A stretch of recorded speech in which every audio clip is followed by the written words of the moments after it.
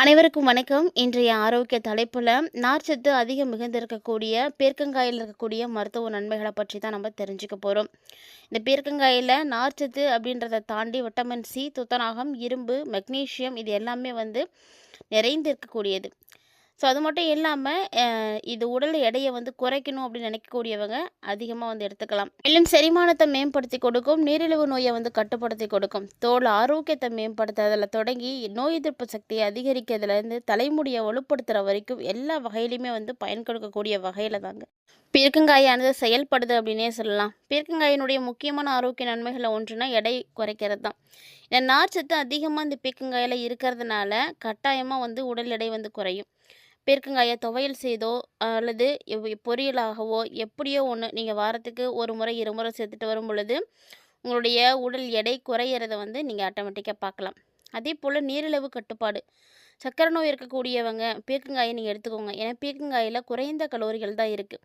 அது மட்டும் இல்லாமல் இதில் இருக்கக்கூடிய நார்ச்சத்து சர்க்கரை நோயாளிகளுக்கு ஒரு சிறந்த மருந்தாக இருக்கும்.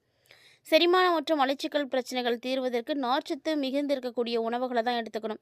ஸோ அது மாதிரி பார்க்கும்பொழுது அதிகமான ஃபைபர் இந்த பீர்க்கங்காயில் இருக்குது. ஸோ செரிமான கோளாறுகள் இருந்துச்சு அப்படின்னா கூட அதெல்லாம் நீக்கி மலச்சிக்கலை எல்லாம் தவிர்த்து கொடுக்கும்.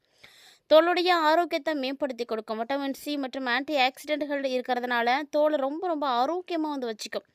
தோல் நோய் இருந்துச்சு அப்படின்னா அது எல்லாத்தையுமே குணப்படுத்துறதுக்கு உதவியாக இருக்கும். அதே போல் தலைமுடியை நல்லா பராமரிக்கும். பீர்க்கங்காயுடைய தோலை அரைச்சி நீங்கள் தலையில் தடவுனீங்க அப்படின்னா இளநரை இருந்துச்சு அப்படின்னா கூட அதெல்லாம் சரியாக போகும். அதே போல் தலைமுடியும் பார்த்திங்கன்னா வலுப்பட ஆரம்பிக்கும். கல்லீரல் மற்றும் உங்களுடைய ரத்தத்தை சுத்திகரித்து உங்களுடைய ஆரோக்கியத்தை ரொம்பவே மேம்படுத்தி கொடுக்கும். அதுவும் கோடை காலங்களில் நீங்கள் அதிகமாக பீர்க்கங்காயை எடுத்துக்கோங்க. ஏன்னா இதில் நீர்ச்சத்து அதிகமாக இருக்கிறதுனால நீர் இழப்பை தடுக்கிறதுக்கு உதவியாக இருக்கும். இந்த காயை வாரத்துக்கு 2 முறையோ 3 முறையோ உங்களுடைய உணவில் சேர்த்துக்கிறது அவ்வளவு நல்லது அப்படின்னு சொல்லணும். பீர்க்கங்காய் மாதிரி நார்ச்சத்து அதிகமாக இருக்கக்கூடிய காய்கறிகளை நீங்கள் பயன்படுத்தினீங்க அப்படின்னா உங்களுடைய உடல் ஆரோக்கியமாக இருக்கும். உடல் ஆரோக்கியமாக இருக்கிறதுக்கு இந்த பீர்க்கங்காயில் அவ்வளவு மருத்துவ பயன்கள் இருக்குங்க. ஸோ பீர்க்கங்காயோடைய இலை, விதை, வேர் அப்படின்னு எல்லாமே மருத்துவ குணம் கொண்டது தான். அப்படிப்பட்ட பீர்க்கங்காயை உங்களுக்கு பிடிக்குமா அப்படின்னு மறக்காமல் கமெண்ட் பண்ணுங்கள். இந்த பீர்க்கங்காயோட இலை இருக்கு இல்லையா, அதை சாராக்கி கொஞ்சம் நேரம் சூடுபடுத்தி அதில் ஒரு தேக்கரண்டி எடுத்து சாப்பிட்டு வந்தோம் அப்படின்னா சர்க்கரை ரொம்ப கட்டுக்குள்ளே இருக்கும் அப்படின்னு சொல்லுவாங்க. பீர்க்கங்காயில் இது மட்டும் இல்லாமல் பலவிதமான விட்டமின்களும் தாதுக்களும் இருக்குது. ஸோ இந்த விட்டமின்களும் தாதுக்களும் என்ன பண்ணும் அப்படின்னா தொற்று நோய்கள் ஏற்படாமல் உங்களை காத்து கொடுக்கும். உங்களுடைய உடலை காத்து நோய் எதிர்ப்பு சக்தியை அதிகமாக்கி கொடுக்கும். அதே போல் மிகப்பெரிய வியாதி மஞ்சக்காமாலை, இந்த மஞ்சக்காமாலைக்கு பீர்க்கங்காய் சாறு தாங்க ஒரு சிறந்த மருந்து.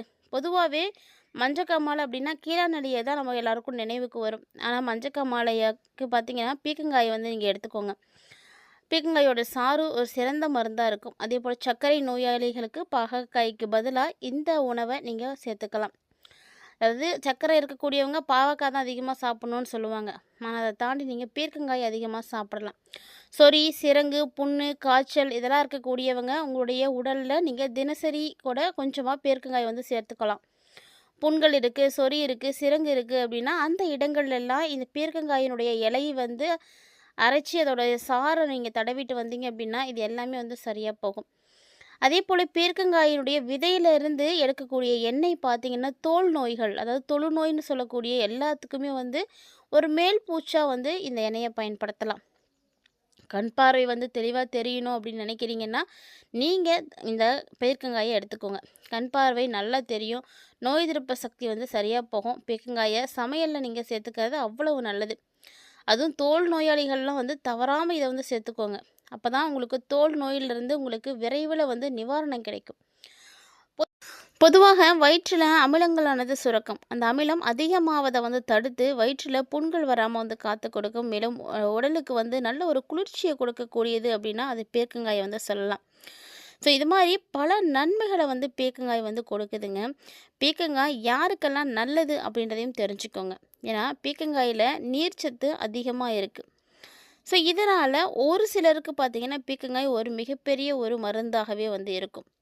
பார்க்குறதுக்கு தான் இந்த காய் கரடு முரடாக இருக்கிற மாதிரி இருக்கும். ஆனால் இதில் இருக்கக்கூடிய மகத்துவத்தை நீங்கள் தெரிஞ்சிட்டிங்க அப்படின்னா கண்டிப்பாக யாருமே இந்த காயை ஸ்கிப் பண்ணவே மாட்டீங்க. அந்த அளவுக்கு நிறைய சத்துக்களானது இருக்குது. பார்க்க கரடுமுரடா இருந்தாலுமே கூட அதிகமான சுவை நிறைந்திருக்கக்கூடியது. ஆரோக்கியத்திலயும் பீர்க்கங்காய் அடிச்சுக்கிறதுக்கு வேற காய்கறியே கிடையாது அப்படின்னு தான் சொல்லணும். நீர்ச்சத்து அதிகமா இருக்கக்கூடிய இந்த காய நீங்க அடிக்கடி வந்து எடுத்துக்கோங்க. வாரத்துல 3 நாள் கூட நீங்க இது தாராளமா எடுத்துக்கலாம். பீர்க்கங்காயில இருக்கக்கூடிய தோல்ல தான் நிறைய விட்டமின் இருக்கு. அத வந்து யாரும் வந்து தவிர்க்காதீங்க. பெரும்பாலும் பார்த்தீங்கன்னா, பீர்க்கங்காய் தோல வந்து எடுத்து சட்னி செய்வாங்க. அத துவையலா செய்து சாப்பிடும் பொழுது, அதில இருக்கக்கூடிய விட்டமின்ஸ் உங்களுக்கு அப்படியே கிடைக்கும். ஏன்னா, அந்த தோல்ல வந்து துவர்ப்பு தன்மையும் வந்து இருக்கு. சமையல்ல அப்படியே பயன்படுத்த முடியாதுங்கிறதுனால தான், அத துவையலா வந்து சேர்த்துக்கலாம். நார்ச்சத்து அதிகமா இருக்கக்கூடிய காய்கள்ல பீர்க்கங்காயும் ஒண்ணு. அதாவது இதில பார்த்தீங்கன்னா, நெறைய உயிர் சத்துக்கள் இருக்கு. விட்டமின் சி, துத்தநாகம், இரும்பு, ரிபோஃப்ளோவின், மெக்னீசியம், தயாமின் இது எல்லாமே வந்து இருக்கு. மற்றும் செல்லுலோஸ் நீர்ச்சத்து மிகுந்த காய் அப்படின்னு கூட இதை சொல்லலாம். அதனால் மலச்சிக்கலுக்கு ரொம்ப ரொம்ப முக்கியமான காய். மூல நோய் இருக்கக்கூடியவர்களுக்கு மாமருந்து அப்படின்னு இதை சொல்லலாம்.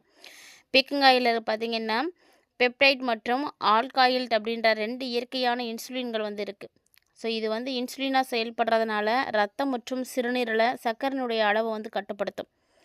பீர்க்கங்காயில் பார்த்தீங்கன்னா அதிக அளவிலான பீட்டா கரோடின் இருக்குது. இந்த பீட்டா கரோடின் சத்து தான் நம்மளுடைய கண்களுக்கு ரொம்ப தேவையானது. கண் பார்வையில் தெளிவு வேணும், பார்வை கோளாறுகள் வராமல் தடுக்கணும், பார்வை திறன் சிறப்பாக இருக்கணும் அப்படின்னா கட்டாயமாக நீங்கள் பீர்க்கங்காயை சேர்த்துக்கோங்க. வாரத்துக்கு ஒரு முறையாவது சேர்த்துக்கோங்க. ரத்தத்தை சுத்திகரிக்கிறதுல பீர்க்கங்காயினுடைய பங்கு ரொம்ப ரொம்ப முக்கியம். கல்லீரல் ஆரோக்கியமாக இருக்கணும் அப்படின்னா, குடிப்பழக்கத்தால் பாதிக்கப்பட்டிருக்கக்கூடியவங்களுக்கு கல்லீரல் தொற்று பார்த்திங்கன்னா சீக்கிரமாக வந்துடும். அந்த கல்லீரலை வந்து நீங்கள் சரி பண்ணணும் அப்படின்னா பீர்க்கங்காயை அடிக்கடி வந்து எடுத்துக்கோங்க. பீர்க்கங்காய் பார்த்தீங்கன்னா அதிக நீர்ச்சத்து இருக்குது. ஸோ இதுதான் முக்கிய காரணம். பீர்க்கங்காய் சேர்த்த உணவை நீங்கள் சாப்பிடும் பொழுது உங்களுக்கு ரொம்ப நேரத்துக்கு வந்து பசியே எடுக்காது. ஸோ பீர்க்கங்காய் பார்த்தீங்கன்னா காய வைத்து அதில் இருக்கக்கூடிய நார் பகுதியை நம்ம பயன்படுத்தி உடம்புக்கு வந்து தேய்த்து குளிக்கலாம். அந்த மாதிரி நார் மாதிரி செய்யலாம். பீர்க்கங்காய் சருமத்தை வந்து சுத்தப்படுத்தும். இறந்த செல்களை எல்லாம் நீக்கி நம்மளுடைய சருமத்தை ரொம்ப ஆரோக்கியமாக வச்சுருக்கிறதுக்கு உதவியாக இருக்குது. அதே போல் தான் பீர்க்கங்காய் இலையும் வந்து நமக்கு நிறைய விஷயங்களுக்கு பயன்படுது. இந்த மாதிரி நிறைய பயன்களை தரக்கூடிய பீர்க்கங்காய் பார்த்திங்கன்னா வீட்லேயே வந்து நிறைய பேர் வந்து வச்சுருப்பாங்க. அப்படி உங்களுடைய வீட்டில் பீர்க்கங்காய் வந்து வளர்க்கக்கூடிய பழக்கம் இருக்கான்னு மறக்காமல் வந்து கமெண்ட்டில் சொல்லுங்கள். பீர்க்கங்காயை ரெட் சுகர் அப்படின்னு சொல்லுவாங்க. ஸோ நிறைய ஊட்டச்சத்து இருக்குது. இந்த காய் பார்த்திங்கன்னா பல நோய்களுக்கு மருந்தாக வந்து இருக்குது. இதை வந்து சாப்பிட்றதுனால நிறைய நன்மைகள் வந்து இருக்குது. இதயத்தினுடைய ஆரோக்கியத்தை சிறப்பாக செயல்பட வைக்கும். பொதுவாக கொலஸ்ட்ரால் மற்றும் டெக்ளைசரின்கள் வந்து குறைக்கிறதுக்கு வந்து உதவியாக இருக்குது. கொலஸ்ட்ரால் குறைஞ்சிருச்சு அப்படின்னாலே நம்மளுடைய இதயம் சிறப்பாக வந்து செயல்படும். ஏன்னா கொலஸ்ட்ரால் அதிகமாகும் பொழுது தான் ரத்தம் வந்து வேகமாக இதயத்துக்கு வந்து செல்லாது. ஸோ இதயத்தில் வந்து பிரச்சனைகள் ஏற்படுறதுக்கான அபாயங்கள்லாம் இருக்குது. ஆனால் இதய ஆரோக்கியம் சிறப்பாக இருக்கிறதுக்கு இது வந்து ரொம்ப முக்கியமானது. தோல் மற்றும் முடியினுடைய ஆரோக்கியம் அப்படின்னு பார்க்கும் பொழுது ரொம்ப நல்ல நன்மைகளை வந்து கொடுக்குது. விட்டமின் சி இருக்குது. ஸோ விட்டமின் சி பார்த்திங்கன்னா நம்மளுடைய முடிக்கு ரொம்ப ரொம்ப முக்கியமான ஒரு சத்து. ஆன்டி ஆக்சிடென்ட்டுகள் அதிகமாக இருக்குது. ஸோ தோலோட மினுமினுப்பை வந்து அதிகமாக்கி கொடுக்கும். நல்ல க்ளோவிங்காக இருக்கணும் அப்படின்னு நினைக்கிறீங்கன்னா அடிக்கடி பீர்க்கங்காயை வந்து சாப்பிடுங்க.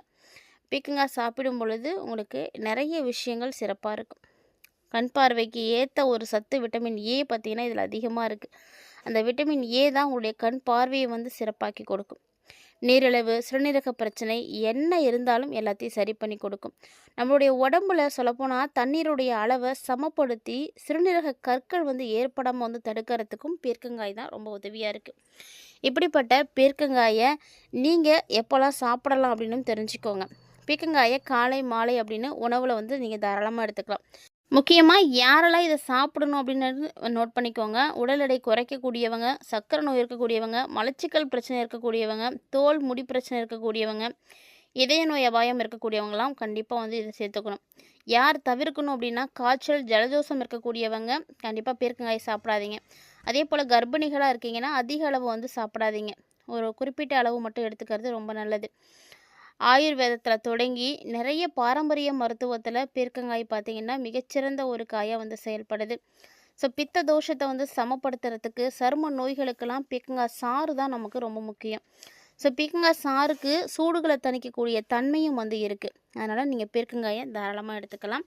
அதே போல் பாரம்பரிய சித்த மருத்துவம்னு சொல்லக்கூடியதில் மூட்டு வலிக்கு பீர்க்கங்காய் எண்ணெய் வந்து பயன்படுத்துவாங்க. பீர்க்கங்காய் விதையிலேருந்து கிடைக்கக்கூடிய இந்த எண்ணெயை வந்து நீங்கள் தடவலாம். காய்ச்சல் வந்து குறைக்கிறதுக்கும் இது பயன்படுது.